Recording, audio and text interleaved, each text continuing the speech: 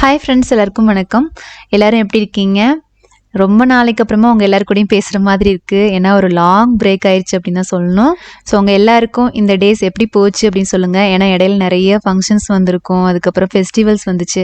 முக்கியமாக விநாயகர் சதுர்த்திலாம் எப்படி போச்சு அப்படிங்கிறத மறக்காமல் சொல்லுங்கள். எங்களோட விநாயகர் சதுர்த்தி இந்த வருஷம் ரொம்ப சிம்பிளாக தான் போச்சு. விநாயகர் சதுர்த்திக்கு முதல் நாளே கோலத்தோடு தான் ஆரம்பமாச்சு. கோலம் பார்த்தீங்கன்னா எப்போவுமே சிம்பிளாக எனக்கு தெரிஞ்ச மாதிரி தான் போடுவேன். அதுவும் ரொம்ப பர்ஃபெக்டாக எனக்கு போட தெரியாது. இந்த டைம் பார்த்தீங்கன்னா நம்ம வீட்டுக்கு ஹெல்ப் வராங்களா அந்த அக்கா, நான் கோலம் போடுறேன் எப்படி இருக்குன்னு பாருன்னு சொன்னாங்க. நான் ஃபஸ்ட்டு வந்து சிம்பிளாக தான் போடுவாங்க அப்படின்னு நினச்சேன். கடைசியில் பார்த்தீங்கன்னா அது நல்ல வீடே ஃபுல்லாக, அது முன்வாசல் ஃபுல்லாக நிறைஞ்ச மாதிரி பெரிய கோலமாகவே போட்டு கொடுத்துட்டாங்க. அவ்வளோ ஈஸியாக ஒரு 1/4 மணி நேரத்தில் போட்டாங்க. எனக்கு சொல்லப்போனால் கலர் போடுறதுக்கு தான் எனக்கு டைம் ஆச்சு. அவ்வளோ நேரம் எடுத்துக்கிட்டேன்.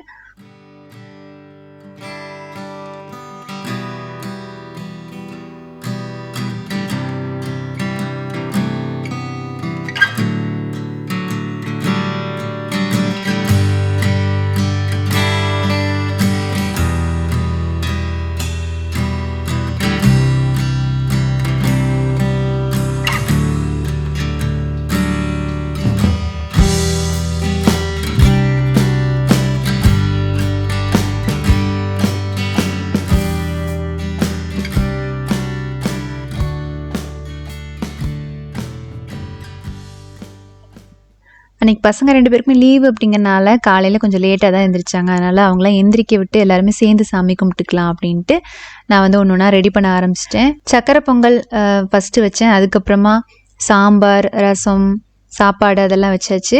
கூடவே அந்த கொண்டக்கடலை இருக்கும் பாருங்கள், வெள்ளை கொண்டக்கடலை, அதுவும் வேக வச்சு வச்சுருந்தேன் சாமிக்கு படைக்கிறதுக்காக. அதுக்கப்புறம் அவல், பொரி, கொழுக்கட்டை. இந்த வருஷம் கொழுக்கட்டை பார்த்தீங்கன்னா கொஞ்சம் டிஃப்ரெண்ட்டாக பண்ணலாம் அப்படின்னு சொல்லிட்டு அரசாணிக்காய் இருக்கு இல்லையா, அதாவது பூசணிக்காய், அதை மஞ்சள் பூசணிக்காய், அதை வச்சு கொழுக்கட்டை பண்ணேன். பாதி பொரியலுக்கும், முழு பூசணிக்காயில் பாதி வந்து பொரியலுக்கும் பாதி கொழுக்கட்டைக்கும் யூஸ் பண்ணிக்கிட்டேன். இதை வந்து அந்த தோலெல்லாம் சீவிட்டு உள்ள விதை எதுவுமே இல்லாமல் எடுத்துட்டு கட் பண்ணி முதல்ல அதை வேக வச்சு அதை அரைச்சி மாவில் கலந்து அப்படியே கொழுக்கட்டை பண்ணுறது தான். கலரும் பார்த்திங்கன்னா ஒரு எல்லோ கலர் கொழுக்கட்டை மாதிரி இருக்கும். இந்த மாதிரி 1-2 கட் பண்ணிவிட்டு ரஃப்பாகவே சாப் பண்ணால் போதும். கட் பண்ணி அதுக்கப்புறம் நம்ம ஸ்டீம் பண்ணி எடுத்துக்கலாம்.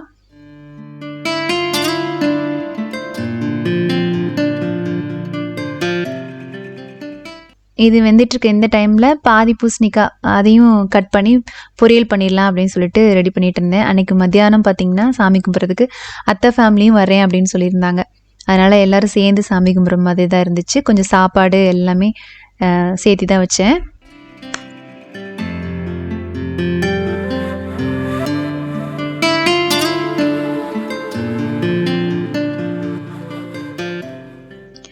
அவ்வளோதான், இது வெந்துருச்சு. இதுக்கப்புறம் இதை வந்து மிக்சர் ஜாரில் போட்டு பியூரி பண்ணி எடுத்துக்கலாம். தண்ணி எதுவுமே ஊற்ற வேண்டாம். அப்படியே இதை பியூரி பண்ணி எடுத்துகிட்டு நம்ம அரிசி மாவு இருக்கும் பாருங்கள், அரிசி மாவு, அதாவது இடியாப்பத்துக்குன்னு சொல்லிட்டு நைஸான அரிசி மாவு இருக்குல்ல, அது கொஞ்சம் எடுத்துக்கலாம். நான் 2 கப் அளவுக்கு எடுத்திருக்கேன். அதில் தேவையான அளவுக்கு உப்பு, மஞ்சள் தூள் கலருக்காக கொஞ்சம் ஆட் பண்ணியிருக்கேன். வேண்டான்னா ஸ்கிப் பண்ணிக்கலாம், பட் அதுவும் நல்லது தானே, அதனால் அதுவும் ஆட் பண்ணியிருக்கேன். அப்புறம் பியூரி பண்ண அந்த பம்கினோட பேஸ்ட் அதுவும் ஆட் பண்ணிவிட்டு கலந்து விட்டதுக்கப்புறமா கொஞ்சமாக தேங்காய் எண்ணெய், அப்புறம் தண்ணி தெளித்து அப்படியே மிக்ஸ் பண்ணிக்கலாம். இது வந்து பச்சரிசி மாவு தான், அதுவும் வந்து வீட்டிலே ரெடி பண்ணது தான். பச்சரிசி ஒரு டைம் அம்மா அவங்க ஊர்லேருந்து வந்தப்போ ரேஷன் பச்சரிசி கொஞ்சம் நிறைய கொண்டு வந்திருந்தாங்க. அதை நல்லா வாஷ் பண்ணி வெயிலில் கொஞ்சம் நேரம் காய வச்சு மிஷினில் கொடுத்து அரைச்சி வாங்கிட்டு வந்து வச்சுருந்தேன். ஸோ நம்ம அரைச்சி அந்த ரெடி பண்ண மாவு இன்னும் நல்லாயிருக்கும் எப்போவுமே. எல்லாத்தையும் மிக்ஸ் பண்ணியாச்சு பாருங்கள். மிக்ஸ் பண்ணதுக்கப்புறம் கொஞ்சம் கையில் ஒட்டாமல் இருக்கிறதுக்கு லைட்டாக ஆயில் தடவி அப்ளை பண்ணி அப்படியே வச்சிடலாம். ஒரு 5-10 நிமிஷம் அப்படியே இருக்கட்டும். இதுக்கு ஸ்டஃபிங்க்கு பூர்ணம் ரெடி பண்ணிக்கலாம். பூர்ணம் யூஸ்வலாக எப்போவுமே எல்லோரும் ரெடி பண்ணுற மாதிரி தான். அது கடாயில் நெய் ஊற்றி அதிலே நம்ம முந்திரி பருப்பு ஃபஸ்ட்டே போடுறனா போட்டுக்கலாம். நான் வந்து இந்த தேங்காய் போட்டதுக்கப்புறமா தான் மறந்துட்டு ஐயோ ஆட் பண்ணலேன்ட்டு அதுக்கப்புறமா ஆட் பண்ணேன். ஸோ தேங்காய் போட்டு அதை லைட்டாக வறுத்த உடனே கூடவே கொஞ்சம் முந்திரி பருப்பும் ஆட் பண்ணிக்கிட்டேன். அதுக்கப்புறம் ஏலக்காய் தூள் இதெல்லாம் போட்டு அப்படியே நம்ம வறுத்துக்கலாம். நல்ல வாசனை வரும். அந்த ஸ்டேஜில் நாட்டு சக்கரை அதுவும் ஆட் பண்ணியாச்சு. இனிப்பு தேவையான அளவு எவ்வளோ தேவைப்படுமோ அந்தளவுக்கு ஆட் பண்ணிக்கலாம். இதுவும் நம்ம வந்து டேஸ்ட் பண்ணாமல் செய்கிறோம் அப்படிங்கிறனால சாமிக்கு படைக்கும்போது நம்ம டேஸ்ட் பண்ண மாட்டோம் இல்லையா, அதனால் ஒரு 3/4 கப்லேருந்து 1 கப் அளவுக்கு ஆட் பண்ணியிருப்பேன். எல்லாம் மிக்ஸ் பண்ணோடனே நல்லா திரண்டு இந்த மாதிரி பூரணம் வந்துடும். அவ்வளோதான், இனி ஸ்டஃப் பண்ண வேண்டியது தான். யூஸ்வலாக எப்போவுமே கொழுக்கட்டைக்கு எப்படி ஸ்டஃப் பண்ணி பண்ணுவோமே அதே மாதிரி தான். மாவை தேவையான அளவுக்கு கொஞ்சம் கையில் எண்ணெய் அப்ளை பண்ணிவிட்டு மாவு தேவையான அளவு எடுத்து உள்ளே அந்த பூர்ணை வச்சு ஸ்டஃப் பண்ணி கொழுக்கட்டை மாதிரி பிடிச்சிட்டு அப்படியே நம்ம வேக வச்சு எடுத்துக்கலாம். ஒரு 10 நிமிஷத்தில் வேக வச்சு எடுத்தோம்னா கொழுக்கட்டை ரெடி. கொழுக்கட்டையிலே பார்த்திங்கன்னா நிறைய வெரைட்டிஸ், எக்கச்சக்கமான ரெசிபிஸ் இருக்குது. நிறைய பேர் ஒவ்வொரு விதமாக பண்ணுவீங்க. ஸோ ஏதாவது நீங்கள் டிஃப்ரெண்ட்டான கொழுக்கட்டை பண்ணுவீங்க அப்படின்னா மறக்காமல் கமெண்ட்டில் சொல்லுங்கள். ஏன்னா பார்க்குற எனக்கு மட்டும் இல்லை, இந்த கமெண்ட்ஸ் ரீட் பண்ணுறவங்களுக்கும் ஓகே இந்த மாதிரி கொழுக்கட்டை கூட பண்ணலாமா அப்படின்னு அவங்களும் ட்ரை பண்ணி பார்ப்பாங்க. அதோட விநாயகர் சதுர்த்தி ஸ்பெஷலாக நான் இது பண்ணுவேன் அப்படின்னு சொல்லி ஒரு ஸ்பெஷலாக ஒரு சில விஷயங்கள் நீங்கள் பண்ணுவீங்க இல்லையா, அதையும் மறக்காமல் கமெண்ட்டில் சொல்லுங்கள். ஸோ புதுசாக நாங்களும் லேர்ன் பண்ணிக்கிறதுக்கு ஈஸியாக இருக்கும். ஏன்னா எல்லாருக்குமே எல்லாமே தெரிஞ்சிருக்கும் அப்படிங்கிறது வாய்ப்பு கம்மி தான். ஒரு சில பேர் சொல்கிறத கேட்டு அனுபவத்தில் அவங்கள கேட்டு நம்ம பண்ணுறது தான்.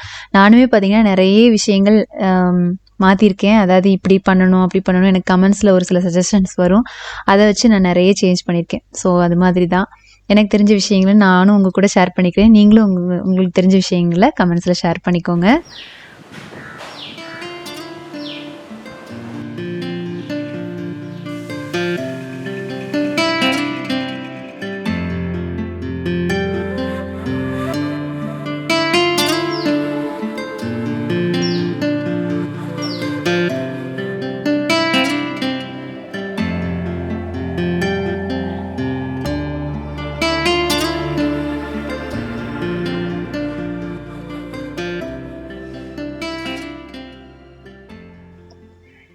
நெக்ஸ்ட் டே வீட்டில் பார்த்திங்கன்னா ஒரு சிம்பிளான சமையல் தான். அவரைக்காய் நிறைய இருந்தது. சரி பொரியல் பண்ணலாமா அப்படின்னு யோசித்தேன். அதுக்கப்புறம் வேண்டாம், அதை வச்சு ஒரு கிரேவி பண்ணிடலாம், சிம்பிளாகவும் இருக்கும், வேலை முடியும் அப்படின்னு நினச்சிட்டு அவரைக்காய் வச்சு கிரேவி தான் ரெடி பண்ணிகிட்டு இருந்தேன்.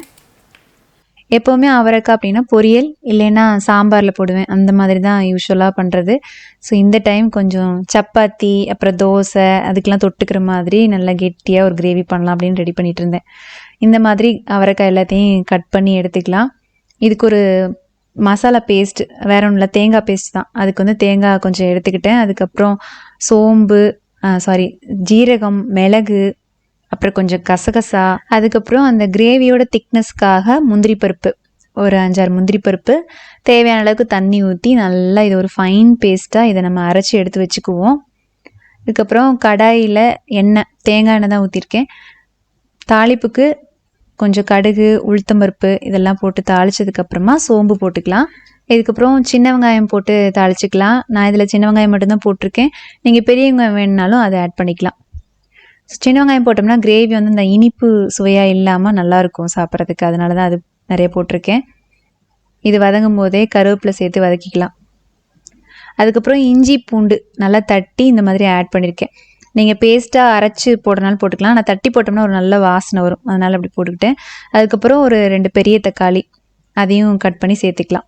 உப்பு போட்டு நல்லா மசிகிற வரைக்கும் வதங்கினதுக்கப்புறமா மசாலா தூள்லாம் சேர்த்துக்க போகிறோம். இது கூட மஞ்சள் தூள் 1/2 டீஸ்பூன், அப்புறம் மல்லித்தூள் 1 டேபிள் ஸ்பூன், மிளகாத்தூள் பார்த்திங்கன்னா நார்மல் மிளகாத்தூள்லாம் ஆட் பண்ணியிருக்கேன். காஷ்மீரி ரெட் சில்லி பவுடர் 2 டீஸ்பூனும் ஆட் பண்ணியிருக்கேன் கலருக்காக. இதெல்லாம் வதங்கும் போது லைட்டாக தண்ணி சேர்த்து வதக்கிட்டு அதுக்கப்புறம் கட் பண்ணி வச்சு காய் சேர்த்து மிக்ஸ் பண்ணி விட்டுற வேண்டியதுதான். நல்லா இது கலந்து விட்டுட்டு கொஞ்சம் நேரம் தேவையான உப்பு போட்டு மூடி போட்டு வச்சிடலாம், கொஞ்சம் அந்த மசாலா அந்த காயில் இறங்கணும் அப்படின்ட்டு.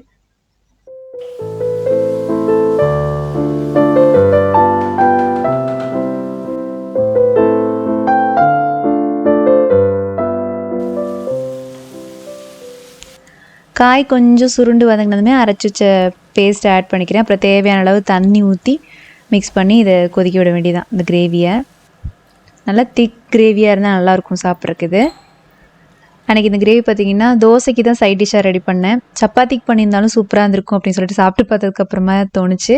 பட் தோசைக்கும் அல்டிமேட்டாக இருந்தது. நெய் ரோஸ்ட் நல்லா ரோஸ்ட் மாதிரி ஊற்றிட்டு இந்த கிரேவி அது கூட வச்சு சாப்பிடும்போது சூப்பராக இருந்தது.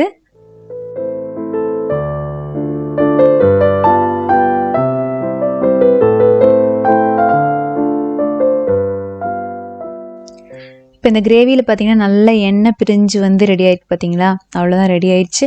லாஸ்ட்டாக கொஞ்சமாக கரம் மசாலா தூள் தூவிட்டு இறக்கிட்டோம் அப்படின்னா சூப்பராக இருக்கும். ஏன்னா அந்த லாஸ்ட்டு ஃபைனல் ஸ்டேஜில் கரம் மசாலா தூள் போடும்போது நல்ல ஃப்ளேவர் சூப்பராக இருக்கும். இதை ஆட் பண்ணிட்டு ஒரு கொதி வந்ததும் அப்படியே ஆஃப் பண்ணி இறக்கிற வேண்டியதான். கொஞ்சமாக கொத்தமல்லி தழை தூவி இறக்கிட்டேன். இதுக்கப்புறம் சாதம் வச்சு சாதத்து கூடயும் இதை வச்சு சாப்பிட்டோம். சூப்பராக இருந்தது. கண்டிப்பாக இந்த அவரைக்காயில் இந்த கிரேவி ஒரு டைம் ட்ரை பண்ணி பாருங்கள். அவரைக்காய் பிடிக்காதவங்களுக்கும் கண்டிப்பாக பிடிக்கும். ஏன்னா இந்த காய் வந்து அந்த கிரேவியோடு சேர்த்து சாப்பிடும்போது அந்த அவரைக்காயோட ஒரு ஸ்மெல்லே இல்லாமல் சூப்பராக இருந்தது.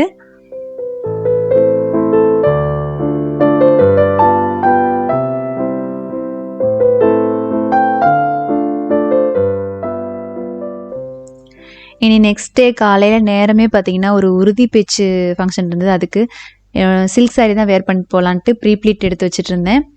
சில்க் சாரீ நான் இது வரைக்கும் அவ்வளோ பர்ஃபெக்டாக கட்டினதே கிடையாது. நார்மல் சாரீ எனக்கு நல்லா வேர் பண்ணி பழகிட்டேன். பட் சில்க் சாரீனா மட்டும் கொஞ்சம் கஷ்டமாக இருக்கும் அந்த மடிப்பு எடுக்கிறது.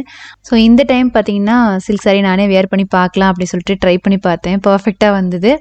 இந்த டைம் சில்க் சாரீக்கு ஃபஸ்ட் டைம் இப்படி ட்ரை பண்ணேன். பர்ஃபெக்டாக வந்தது. ஸோ முந்தி இருக்கும் இல்லையா, அதை வந்து நமக்கு தேவையான ப்ளீட்ஸ், அதாவது 6, 7, 8 நம்மளோட சைஸ் தகுந்த மாதிரி ப்ளீட்ஸ் எடுத்துகிட்டு ஒரு ஜன்னலில் மேலே அப்படி போட்டு கிளிப் போட்டுக்கிட்டேன். ஸோ நம்ம இழுத்து வந்து ப்ளீட் பண்ணுறதுக்கு கொஞ்சம் ஈஸியாக இருக்கும், கரெக்டாக பார்த்து எடுக்கிறதுக்கு ஈஸியாக இருக்கும் அப்படின்னு சொல்லிட்டு இந்த மாதிரி ஜன்னலில் கிளிப் போட்டுக்கிட்டேன். முதல்லலாம் என்ன பண்ணுவேன் அப்படின்னா கதவு மேலே போட்டுட்டு கதவை லாக் பண்ணி அப்படி பண்ணுவேன். இது இங்கே கொஞ்சம் கதவு ரொம்ப பெரிய டோர் அப்படிங்கிறனால பண்ண முடியல. அதனால ஜன்னலில் இப்படி போட்டு கிளிப் பண்ணிவிட்டு தேவையான ப்ளீட்ஸ் எடுத்து பின் பண்ணி நம்மளோட ஹைட்டு தகுந்த மாதிரி வச்சு பின் பண்ணிவிட்டு இப்படி நான் ஸ்ட்ரெயிட்னர் இருக்கும் இல்லையா, அதை வச்சு அயன் பண்ணிக்கிட்டேன். ஸ்ட்ரெயிட்னர் இல்லை அப்படின்னா நார்மல் அயன் பாக்ஸ் இருக்கும்ல, அதில் மேலே, அதாவது கிளாத்துக்கு மேலே, சில்க் சாரீ அப்படிங்கிறனால மேலே நியூஸ் பேப்பர் போட்டு தான் அயன் பண்ணோம். டைரெக்டாக அயன் பண்ணால் அது எப்படி இருக்குன்னு எனக்கு தெரியல. அதுவும் இல்லாமல் டைரெக்டாக அயன் பண்ணும்போது அந்த சாரியோட குவாலிட்டியே சேஞ்ச் ஆகுது அயன் பண்ணும்போது. அதனால் ஒரு மீடியம் ஹீட் இருக்கிற மாதிரி ஸ்ட்ரெயிட்னர் யூஸ் பண்ணிக்கலாம். இந்த ஸ்ட்ரெயிட்னரில் பார்த்திங்கன்னா, அதாவது நான் யூஸ் பண்ணுற ஸ்ட்ரெயிட்னரில் ஹை ஹீட்டே இருக்காது, நார்மலான ஒரு மீடியம் ஹீட்டு தான் இருக்கும். அதை வச்சு அயன் பண்ணிக்கிட்டேன். அதுக்கப்புறம் முன்னாடி கீழே நம்ம ப்ளீட்ஸ் எடுப்போம்ல, அதுவும் கரெக்டாக சுற்றி பார்த்து நம்ம எப்படி கட்டுவோமோ அதே மாதிரி சுற்றி பார்த்துட்டு அந்த ப்ளீட்ஸ் எடுக்கிற இடத்த இப்படி நார்மலாக ப்ளீட்ஸ் எடுத்து பின் பண்ணிக்கலாம். அதாவது மேலேயும் சரி கீழே எண்ட்லேயும் சரி பின் பண்ணிக்கணும். அப்படி பின் பண்ணிக்கிட்டோம்னா அதை அயன் பண்ணுறதுக்கு ஈஸியாக இருக்கும். தேவையான ப்ளீட்ஸ் இப்போவே நம்ம இப்படி எடுத்து அயன் பண்ணி வச்சுட்டோம் அப்படின்னா மார்னிங் எடுத்து நம்ம கட்டும்போது ஈஸியாக இருக்கும். பட் நான் கண்டிப்பாக ப்ரொஃபஷ்னலாலாம் எதுவுமே ஷேர் பண்ணல. ஏன்னா இப்போ இந்த ப்ளீட்டிங்கே பார்த்தீங்கன்னா ப்ரொஃபஷ்னலாக படிச்சுட்டு நிறைய பேர் பண்ணுறீங்க, சூப்பராக பர்ஃபெக்டாக பண்ணுறவங்க நிறைய பேர் இருப்பீங்க. ஸோ அவங்கள யாராவது ஒருத்தவங்க பார்த்தீங்கன்னா என்ன இவங்க இப்படி ப்ளீட்டிங் பண்ணுறாங்க அப்படின்னு கூட யோசிக்கலாம். ஸோ இது வந்து என்னென்னா ஒரு வீட்டிலேருந்து ரெடியாகி போகிறவங்களுக்கு கொஞ்சம் ஈஸியாக எப்படி ரெடியாகி போகலாம் அப்படிங்கிறதுக்காக தான் ஷேர் பண்ணேன். நான் ட்ரை பண்ணப்போ எனக்கு கொஞ்சம் இது ஒர்க் அவுட் ஆச்சு, அதனால தான், வேறு ஒன்றும் இல்லை. அதே மாதிரி இது ட்ராவல் பண்ணி எடுத்துகிட்டு போகிறதுக்கெலாம் ஒத்து வராது. ஏன்னா இப்போ நம்ம வீட்டில் இருந்து ரெடியாகி போகிறோம் அப்படின்னா ஜஸ்ட்டு சும்மா மடக்கி வைக்கிறதுக்கு நான் சும்மா அப்படியே ஃபோல்ட் பண்ணி வைக்கிறேன், அவ்வளோதான். இதே இது ப்ளீட்டிங் பண்ணுறவங்க சூப்பராக அந்த ட்ராவல் பண்ணி எடுத்துகிட்டு போகிறதுக்கு தகுந்த மாதிரி ப்ளீட் பண்ணி கொடுப்பாங்க. அந்த மாதிரி எனக்கு பண்ண தெரியாதுங்கிறனால ஜஸ்ட் சும்மா வீட்டில் மடக்கி வச்சா கசங்காமல் இருக்கிற மாதிரி மடித்து வச்சேன், அவ்வளோதான். நம்ம எடுத்த அந்த மடிப்பு கலையாமல் இருக்கிற மாதிரி மடித்து வச்சிட்டேன். மார்னிங் கொஞ்சம் ஹரிபரியாக கிளம்பும்போது இந்த மாதிரி முன்னாடியே ப்ளீட் பண்ணி வச்சுருந்தோம்னா ஈஸியாக இருக்குது ரெடியாகி போகிறதுக்கு. ஸோ ரொம்ப சூப்பராக பர்ஃபெக்டாக வேர் பண்ணியிருந்தேன் அப்படின்லாம் சொல்ல முடியாது, ஓரளவுக்கு ஓகே அப்படிங்கிற மாதிரி தான் இருந்துச்சு. உங்களுக்கு எப்படி தோணுதுன்னு சொல்லுங்கள். அதே மாதிரி நீங்கள் பிகினராக இருக்கீங்க அப்படின்னா இந்த டிப்ஸ் உங்களுக்கு யூஸ்ஃபுல்லாக இருந்தால் கண்டிப்பாக ட்ரை பண்ணி பாருங்கள். ஸோ ஃப்ரெண்ட்ஸ், இந்த விளாக் இதோட முடியுது. இந்த வீடியோ உங்களுக்கு பிடிச்சிருக்குன்னு தோணுச்சுன்னா வீடியோக்கு ஒரு லைக் கொடுங்க. உங்களை அடுத்ததான் ஒரு இன்ட்ரெஸ்டிங்கான வீடியோவில் சந்திக்கிறேன். தேங்க்யூ ஸோ மச் ஃபார் வாட்சிங் ஃப்ரெண்ட்ஸ். பை.